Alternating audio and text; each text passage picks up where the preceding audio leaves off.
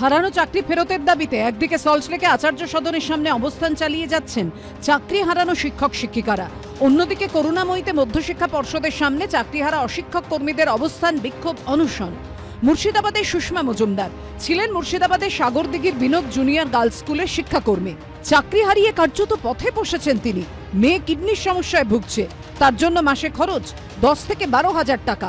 অন্যদিকে দিদি মারা যাওয়ায় 2 বোনঝি থাকে তাঁরই কাছে। দুটো সংসারের ভার কাঁধে নিয়ে দাঁড়িয়েছেন রাস্তায়। আমার মেয়ের 22 সাল থেকে কিডনি পেশেন্ট, সারা 3-4 বছর ধরে এই ওষুধের উপরে খেয়ে বেঁচে থাকে আমার মেয়ে। এখন আমার চিন্তা, আমার মেয়েটা কি করে সামনের মাসে ওষুধ কিনবো আর ডাক্তার দেখাবো, কি করে ওকে বাঁচিয়ে রাখবো। দিদির 2টো মেয়ে, আমার এই একটুখানি ইনকামের উপর থেকে ওদের আমি খাইয়ে পরে বাঁচিয়ে রাখি। ওর মাও নেই বাবাও নেই, ওদের এখন কে খাইয়ে পরে বাঁচাবে। যাদবপুরের বাসিন্দা অর্পিতা সেনগুপ্ত শিক্ষকতা করতেন রায়নার বড় বলরাম লালবিহারী বিদ্যা মন্দিরে।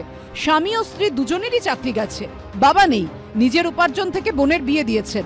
এখন চাকরি হারিয়ে ভাবছেন খাবেন কি। যে পরিমাণ হচ্ছে দুর্নীতি হয় স্কুলের এসএসসির মাধ্যমে, কলেজ সার্ভিস কমিশনও হচ্ছে মানে কোনো অংশে কম যান না। খাতায় কাগজে হয়তো আমার ডিগ্রিগুলো রয়েছে, কিন্তু সেই ডিগ্রিগুলো হয়তো আমি কোনোভাবে আর ব্যবহার করতে পারবো না, অন্তত পশ্চিমবঙ্গে। এই দুর্নীতির সাথে আমি আর পারবো না, কারণ আমার তো কোথাও ঘুষ দেওয়ার ক্ষমতাও নেই।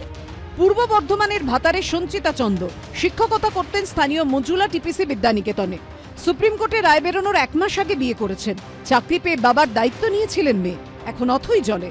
বাবা আমার উপর টোটালি ডিপেন্ডেন্ট, মানে দিশা পাচ্ছি না এখন। যে পরীক্ষাটায় আমি যোগ্যতার সাথে উত্তীর্ণ হয়েছি, সেই একই পরীক্ষা আমায় দিতে হবে, জানি না কিভাবে কি করব। কৃষ্ণনগরের দীপিকা দাস নদিয়ার কালীগঞ্জ ব্লক হাই স্কুল ছিল তার কর্মক্ষেত্র। মেয়ে চাকরি পাওয়ায় নতুন করে বাঁচার স্বপ্ন দেখেছিল মধ্যবিত্ত পরিবার। সেই চাকরি চলে যাওয়ায় ঘর সংসার ছেড়ে মেয়ের সঙ্গে রাস্তায় এসে বসেছেন মাও। আমাদের রুজি রোজগার সব চলে গেছে, আজকে আমরা মাঠে বসেছি। সরকারের জন্যই তো আজকে আমরা রাস্তায়।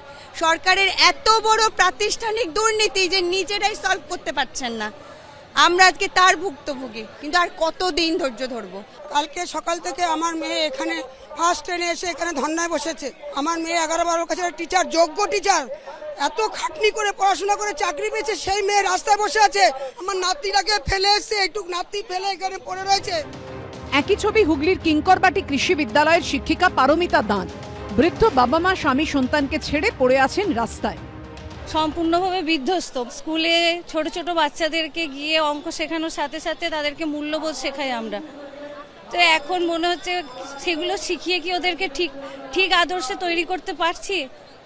পরে ভবিষ্যতে তো ওরাও এসে এই আমাদের মতো পরিস্থিতিতে পড়বে, সৎভাবে থেকে, দুর্নীতি থেকে দূরে থেকে, যদি সেই নোংরামির মধ্যে গিয়ে আবার পড়ি।